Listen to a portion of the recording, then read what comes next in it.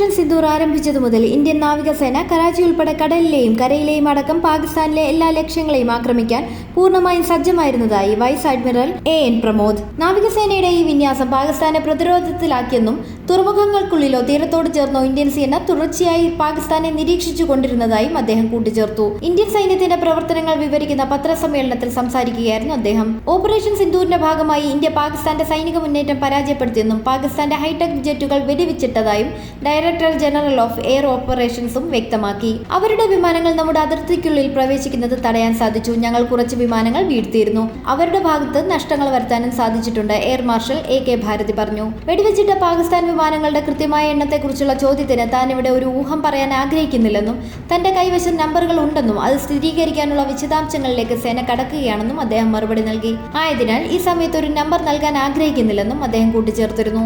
Operation സിന്ദൂരിന്റെ ഭാഗമായി 5 Indian സൈനികർ കൊല്ലപ്പെട്ടെന്നും ജീവൻ നഷ്ടപ്പെട്ട എന്റെ 5 സഹപ്രവർത്തകർക്കും സായുധ സേനയിലെ സഹോദരന്മാർക്കും സാധാരണക്കാർക്കും ആദരാഞ്ജലി അർപ്പിക്കുന്നതായും സേനാ വക്താക്കൾ വാർത്താ സമ്മേളനത്തിൽ പ്രതികരിച്ചു.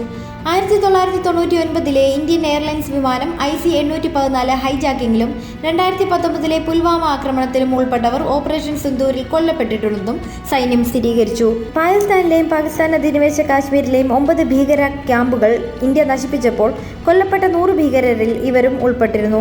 ആ 9 ഭീകര കേന്ദ്രങ്ങളിലുടനീളമുള്ള ആക്രമണങ്ങളിൽ 100-ലധികം തീവ്രവാദികൾ കൊല്ലപ്പെട്ടു. അതിൽ യൂസുഫ് അസർ, അബ്ദുൽ മാലിക് റൌഫ്, മുസാദ് അഹമ്മദ് തുടങ്ങിയ കൊടും തീവ്രവാദികളും IC-814 ഹൈജാക്കിങ്ങിലും പുൽവാമ സ്ഫോടനത്തിലും പങ്കാളികളായ ഭീകരവാദികളും ഉൾപ്പെട്ടിരുന്നു. ലഫ്റ്റനന്റ് ജനറൽ രാജീവ് ഘായ് പറഞ്ഞു. ജെയ്ഷെ മുഹമ്മദിന്റെ തലവൻ മൗലാന മസൂദ് അസറിന്റെ സഹോദരൻ യൂസുഫ് അസർ 1999 മസൂദ് അസറിന്റെ മോചനത്തിന് സഹായിച്ച IC-814 വിമാന റാഞ്ചൽ കേസിലെ പ്രധാനിയാണ്.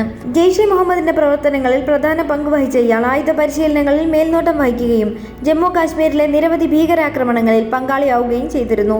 മെയ് 7-നും 10-നും ഇടയിൽ ഇന്ത്യ നടത്തിയ ആക്രമണത്തിൽ പാകിസ്ഥാൻ സൈന്യത്തിലെ 35 മുതൽ 40 വരെ സൈനികർ കൊല്ലപ്പെട്ടതായും ഇന്ത്യൻ സൈന്യം അറിയിച്ചു. എന്നാൽ ഒരു സാധാരണക്കാരന്റെ ജീവൻ പോലും അപഹരിച്ചിട്ടില്ലെന്നും സൈനിക ഉദ്യോഗസ്ഥർ കൂട്ടിച്ചേർത്തു. ഏപ്രിൽ 22-ന് 26 ഇന്ത്യക്കാരുടെ ജീവൻ അപഹരിച്ച പഹൽഗാം ഭീകരാക്രമണത്തിന് തിരിച്ചടിയായാണ് ഇന്ത്യ മെയ് 7-ന് പാകിസ്ഥാനിലെയും പാകിസ്ഥാൻ അധിനിവേശ കാശ്മീരിലെയും ഭീകര കേന്ദ്രങ്ങൾക്കെതിരെ ഓപ്പറേഷൻ സിന്ദൂർ ആരംഭിച്ചത്.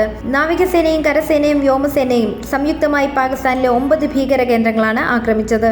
തിരിച്ചടിക്കായി 9 തീവ്രവാദ കേന്ദ്രങ്ങളായിരുന്നു സൈന്യം തിരഞ്ഞെടുത്തത്. ഇന്ത്യയുടെ തിരിച്ചടി ഭയന്ന പാകിസ്ഥാൻ ഭീകരരെ ഒഴിപ്പിച്ചു. മുരിദ്കയിലെ ലഷ്കർ-ഇ-തോയ്ബ ആസ്ഥാനത്ത് 2 തവണ ആക്രമണം നടത്തി. നേരത്തെ നിശ്ചയിച്ച 2 കേന്ദ്രങ്ങളിലായാണ് ആക്രമണം നടത്തിയത്. ഭഗൽപൂരിലെയും മുരിദ്കയിലെയും കൊടും ഭീകരരുടെ താവളങ്ങളെ അടക്കം തകർക്കാനായി. ആക്രമണത്തിന് മുൻപും പിൻപുമുള്ള 2 ചിത്രങ്ങളും സൈന്യം പുറത്തുവിട്ടിട്ടുണ്ട്. ആക്രമണത്തിന്റെ റഡാർ ചിത്രങ്ങളും സാറ്റലൈറ്റ് ചിത്രങ്ങളുമാണ് സൈന്യം പങ്കുവച്ചത്. പാകിസ്ഥാന്റെ ഡ്രോൺ ആക്രമണങ്ങളും ഇന്ത്യ ചേർത്തിട്ടുണ്ട്. ഇന്ത്യയിൽ പതിച്ച ഡ്രോണുകൾ നാശനഷ്ടമൊന്നും തന്നെ ഉണ്ടാക്കിയിട്ടില്ല. ഇന്നലെ രാവിലെയും പാകിസ്ഥാൻ ആക്രമണം നടത്തിയിരുന്നു. വെടിനിർത്തൽ ലംഘിച്ചതിന് പിന്നാലെ പാകിസ്ഥാൻ ഡ്രോണുകളും അയച്ചിരുന്നു.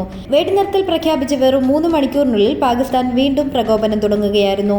ഇനിയും പാകിസ്ഥാൻ പ്രകോപനം തുടർന്നാൽ ശക്തമായി തിരിച്ചടിക്കാൻ സേനയ്ക്ക് അനുമതിയുണ്ട്. ആവശ്യം വന്നാൽ കറാച്ചി അടക്കമുള്ള സുപ്രധാന കേന്ദ്രങ്ങൾ ആക്രമിക്കാൻ നാവികസേന സജ്ജമായിരുന്നു.